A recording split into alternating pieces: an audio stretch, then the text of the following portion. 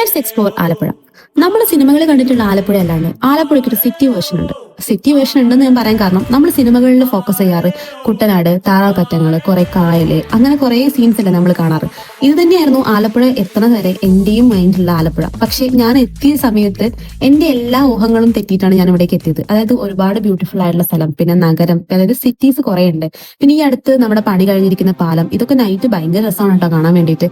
പക്ഷെ ആലപ്പുഴ എന്ന് പറഞ്ഞിട്ടുണ്ടെങ്കിൽ ചെറുപ്പം മുതലേ ഞാൻ കണ്ടിരിക്കുന്ന സിനിമകളിൽ എന്താണുള്ളത് അതാണ് ഞാനും വിചാരിച്ചു വെച്ചിരുന്നത്. പക്ഷെ അതല്ല നമ്മുടെ ആലപ്പുഴ എന്ന് പറയുന്നത്. എന്റെ വരും വീഡിയോയിൽ ഞാൻ കുറച്ചും കൂടി കൂടുതലായിട്ട് നിങ്ങൾക്ക് കാണിച്ചു തരാം. ഇതൊരു ഈവനിങ് ഞാൻ വ്ളോഗ് എടുത്തതാണ്. ഈവനിങ് സമയത്ത് പായസം കുടിക്കാൻ വേണ്ടി ഭയങ്കര ആഗ്രഹമായിട്ട് ഞാൻ നമ്മുടെ ലൈറ്റ് ഹൗസിന് അടുത്തുള്ള ഒരു പായസക്കട ഉണ്ടായിരുന്നു, അത് തേടി വന്നതാണ്. പക്ഷെ ആ പായസക്കട അടച്ചുപോയി. പറയാൻ പറ്റില്ല, ഞാൻ ഒരു 6 മാസം മുന്നെയാണ് ഇവിടെ വന്നത്. 6 മാസം കൊണ്ട് എന്തൊക്കെ ചേഞ്ചസ് ഉണ്ടാവാം അല്ലെ. ഈ പാലം വരെ 6 മാസം കൊണ്ടാണ് വന്നത്. അപ്പൊ ഞാൻ വന്നത് പായസം കുടിക്കാനാണെങ്കിലും അവിടെ എത്തിയ സമയത്ത് എന്നെ തീരെ നിരാശപ്പെടുത്താതെ പാനിപ്പൂരി ഉണ്ടായിരുന്നു. പാനിപ്പൂരി എന്റെ വീഡിയോ കാണുന്ന എല്ലാവർക്കും അറിയാം, ഞാൻ ഭയങ്കര പാനിപ്പൂരി അഡിക്റ്റ് ആണ്. എനിക്ക് ഭയങ്കര ഇഷ്ടമാണ് അത്. ഞാൻ ഭയങ്കര ഹെൽത്തി ഫുഡാണെന്ന് കണക്കാക്കുന്ന ഫുഡുകളിൽ ഒന്നാണ് പാനിപ്പൂരി. അത് ശരിയാണോ തെറ്റാണോ എന്ന് എനിക്കറിയില്ല കേട്ടോ. പക്ഷെ എന്റെ ശരികളാണല്ലോ ഞാൻ മുന്നോട്ട് കൊണ്ടുപോകേണ്ടത്.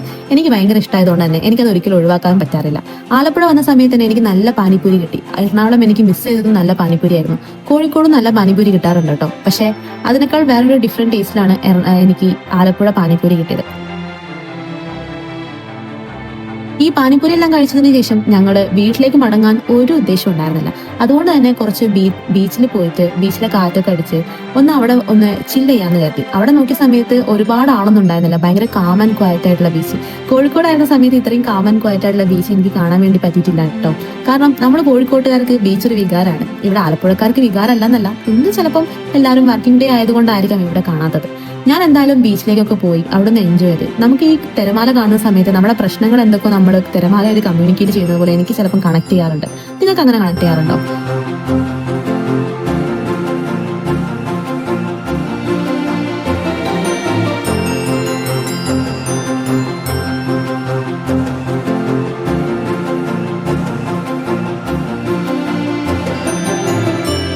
ബീച്ചിലെത്തിയിട്ടുണ്ടെങ്കിൽ ഈ വെള്ളത്തിൽ കളിക്കാന്നുള്ളത് നിങ്ങളുടെ സ്ഥിരം പരിപാടിയാണോ? എനിക്ക് അങ്ങനെ സ്ഥിരം പരിപാടിയൊന്നുമല്ല. പക്ഷെ എനിക്ക് ബീച്ചിലെത്തിയിട്ടുണ്ടെങ്കിൽ ബീച്ചിലെ വെള്ളത്തിലൊന്ന് കാല് നനയ്ക്കണം. അതെനിക്ക് ഭയങ്കര ഇമ്പോർട്ടന്റ് ആണ്. ഞാൻ അങ്ങനെ കാലൊക്കെ നനച്ച് എൻജോയ് ചെയ്തോണ്ടിരിക്കുന്ന സമയത്താണ് തൊട്ടടുത്ത് ചേട്ടൻ ചൂണ്ട എറിഞ്ഞോണ്ടിരിക്കുന്നത്. ആദ്യമായിട്ടാണ് കേട്ടോ ഞാൻ ഈ ബീച്ചിൽ ചൂണ്ടെറിയുന്നത് കാണുന്നത്. കായലിലൊക്കെ ചൂണ്ടെറിയുന്നത് കണ്ടിട്ടുണ്ട്, പക്ഷെ ബീച്ചിൽ ചൂണ്ടെറിഞ്ഞ എന്ത് കിട്ടാൻ എന്ന് എന്റെ മനസ്സിലുണ്ടായിരുന്നു. ചേട്ടന് അങ്ങനെ മീനൊന്നും കിട്ടിയിട്ടുണ്ടായിരുന്നില്ല. അതുകൊണ്ട് തന്നെ ഞാൻ നോക്കിയിരിക്കുന്നത് കണ്ട് ചേട്ടന് സങ്കടം ഉണ്ടാന്ന് കരുതി ഞാൻ പെട്ടെന്ന് ബീച്ചിൽ തന്നെ പോകുന്നു.